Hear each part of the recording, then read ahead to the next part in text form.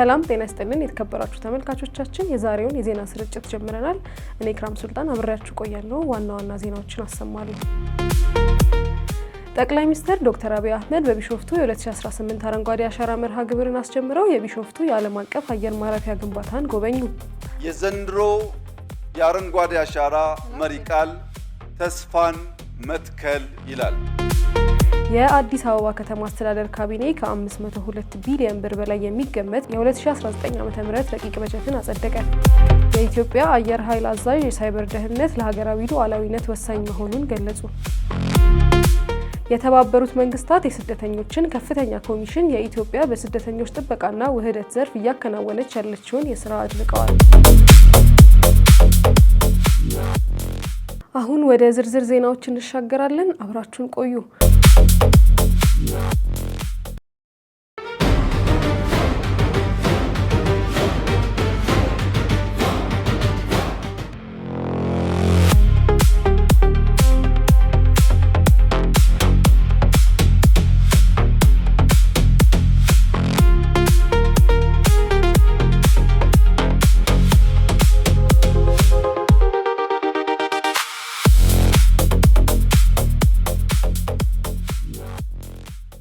በቢሾፍቱ ከተማ የ2018 የአረንጓዴ አሻራ ችግኝ ተከላ መርሃ ግብር መጀመሩን ተከትሎ ጠቅላይ ሚኒስትር ዶክተር አብይ አህመድ በቀንና በሌሊት ያለማቋረጥ እየተገነባ የሚገኘውን የቢሾፍቱ ዓለም አቀፍ አየር ማረፊያ ፕሮጀክትን መጎብኘት የግንባታውን ሂደት ተመልክተዋል።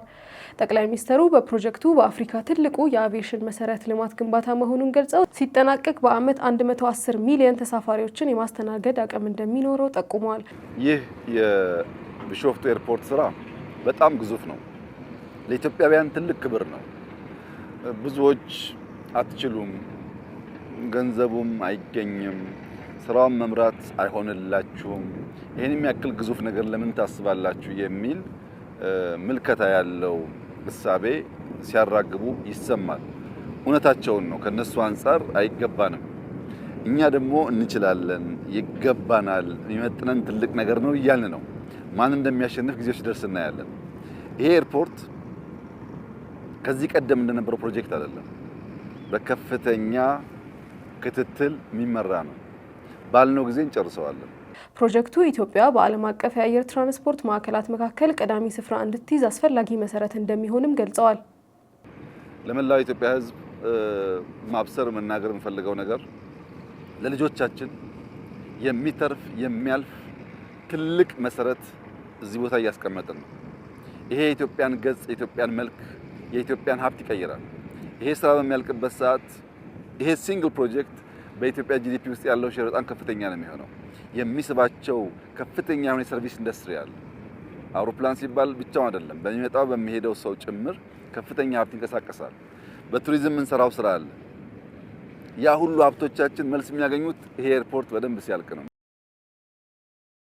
በሌላ ዜና የአዲስ አበባ ከተማ አስተዳደር ካቢኔ ባካሄደው መደበኛ ስብሰባ 502.27 ቢሊዮን ብር የሚያወጣውን የ2019 ዓመተ ምህረት ረቂቅ በጀት በማጽደቅ ለመጨረሻ ውሳኔ ወደ ከተማው ምክር ቤት አስተላልፈዋል። ከከንቲባው ጽሕፈት ቤት በወጣ መግለጫ አዲሱ በጀት ድህነትን ለመቀነስና የነዋሪዎችን ፍላጎት ለማሟላት በተቀመጡ የልማት መስፈርቶች ላይ የተመሰረተ መሆኑ ተገልጿል። ከጠቅላላ በጀቱ 71 በመቶ ለዘላቂ ልማትና ለድህነት ቅነሳ ፕሮጀክት የተመደበ ሲሆን 29 በመቶ ደግሞ ለአስተዳደራዊ ወጪዎች ተመድቧል። በጀቱ ለመንገድ፣ ለውሃ፣ ለመኖሪያ ቤትና ለትራንስፖርት መሰረተ ልማቶች ከፍተኛ ትኩረት የሰጠ ሲሆን በትምህርት፣ በጤናና ለዝቅተኛ ገቢ ቤተሰቦች በሚወጡ ድጎማዎች ላይ አተኩሯል።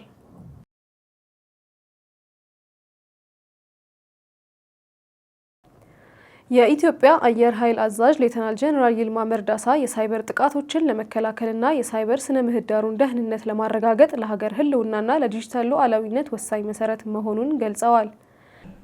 የእናንተ በጣም እነኚህ ሰራዊቱ በምድር ኃይልም ይሁን በባህር ኃይል፣ በአየር ኃይል፣ በዘመናዊ መድፎቻችን፣ በኤር ዲፌንስ ሰራዊቱ የሚዋጋባቸውን የምትጠብቁት ከጥቃት የምትከላከሉት እናንተ ናችሁ። ይህንን ያሉት በኢትዮጵያ መከላከያ ሳይበር ማዕከል የሰለጠኑ የሶስተኛ ዙር የሳይበር ዘርፍ ጠባቂዎች በተመረቁበት ስነ ስርዓት ላይ ነው። ኤቭሪ ሰከንድ የሚለቀቀው የሳይበር አታክ ቀላል አይደለም። በዚች ሀገር ላይ ያንን ነው ሲዋጋ የሚውለው የሳይበር ሰራዊት።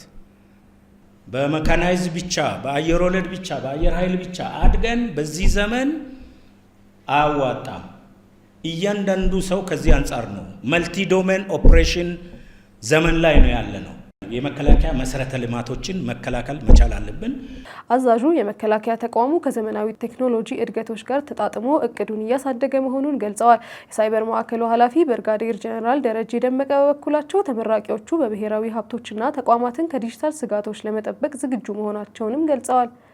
በየጊዜው የተራቀቁ የመጡ የሳይበር ጥቃቶችን ለመከላከል የተለያዩ የሳይበር ደህንነት ማዕቀፎችና ስትራቴጂዎችን ነድፎ ተግባራዊ ማድረግ የሚጠይቅ በመሆኑ የሰራዊታችንን የሳይበር ደህንነት ግንዛቤና ንቃተ ህሊና በስልጠናና በልዩ ልዩ የመረጃ መስጫ ፕላትፎርሞች ተደራሽ በማድረግ የሙያተኞቹን እውቀትና ክህሎት በቀጣይነት በማሳደግ የሳይበር ደህንነት ኦፕሬሽን ማዕከልን በማቋቋምና በማደራጀት እንዲሁም በራስ አቅም ላይ የተመሰረቱ የኢንቴግሬሽን እና የደህንነት ሶፍትዌሮችን በማበልጸግ ዘርፈ ብዙ የደህንነት ተግባራትን በመፈጸም ተቋማችን ላይ ሊሰነዘሩ የሚችሉ የሳይበር ጥቃቶችን ለመከላከልና የዲጂታል ሀብቶቻችን ደህንነት አስተማማኝ ለማድረግ ከፍተኛ ጥረት እያደረግን እንገኛለን። ዜናዎቻችን እንደቀጠሉ ነው። ወደ ሌላ ዜና እሻገራለሁኝ። የተባበሩት መንግስታት የስደተኞች ከፍተኛ ኮሚሽን የኢትዮጵያ በስደተኞች ጥበቃና ውህደት ዘርፍ እያከናወነች ያለችውን ስራ አድንቀዋል። በኢትዮጵያ የስደተኞች የማካተት ፍኖተ ካርታ ውህደት ማስጀመሪያ ላይ የተናገሩት ኮሚሽኑ ባለስልጣን የኢትዮጵያ ከ1400 ዓመታት በፊት ጀምሮ የስደተኞችን ጥበቃ በማድረግ ታሪካዊ አርአያ መሆኗን ገልጸዋል። በዚህም የአክሱሙ ንጉስ ነጃሺ ነቢዩ መሐመድ ሰሃቦችን ተቀብለው ጥበቃና መጠለያ የሰጡበትን ታሪክ አስታውሰዋል። Allow me to begin by expressing sincere appreciation for the government of Ethiopia. በመጀመሪያ ለኢትዮጵያ መንግስት በተለይም ለጠቅላይ ሚኒስትር ክቡር ዶክተር አብይ አህመድ በስደተኞች ጥበቃና ውህደት ዘርፍ ላሳዩት አመራር ራዕይና የማይነወጥ ቁርጠኝነት ከልብ የመነጨ ምስጋናዬን ማቅረብ እፈልጋለሁ። ይህ ዛሬ የተጀመረ ተግባር ሳይሆን የዚህ ታላቅ ሀገር ኢትዮጵያ ለዘመናት የቆየ የእንግዳ ተቀባይነት፣ የሰብአዊነትና የመጠለያ ባህል ቀጣይነት ነው።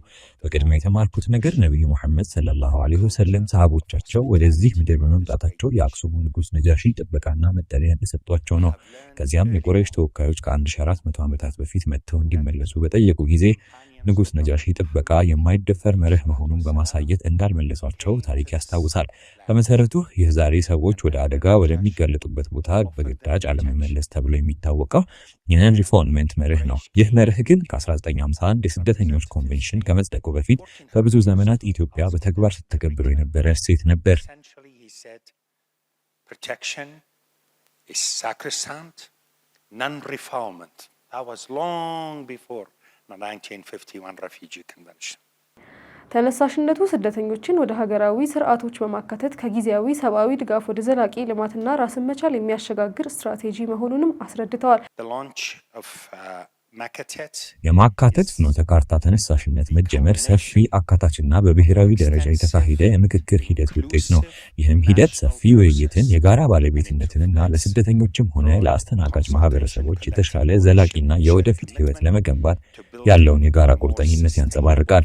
ይህ በእጅጉ አስፈላጊ ነው፣ ምክንያቱም ዘላቂ መፍትሄዎች በተናጠል ሊነደፉ አይችሉም፣ በአንድ ተቋም ወይንም በአንድ ወገን ብቻም ሊሳኩ አይችሉም። ይልቁንም እነዚህ መፍትሄዎች በሽርክና መንፈስ ሊገነቡ በተግባራዊነታቸው ኃላፊነት ባለባቸው አካላት ሊታቀፉና ህይወታቸውን ለማሻሻል ታስበው በተዘጋጀላቸው ሰዎች ሊጋሩ ይገባል። ይህ ለማሳካት የጋራ ጥረት፣ የጋራ ኃላፊነትና እውነተኛ ሽርክና ወሳኝ ናቸው። This requires collective effort, shared responsibility and genuine partnership.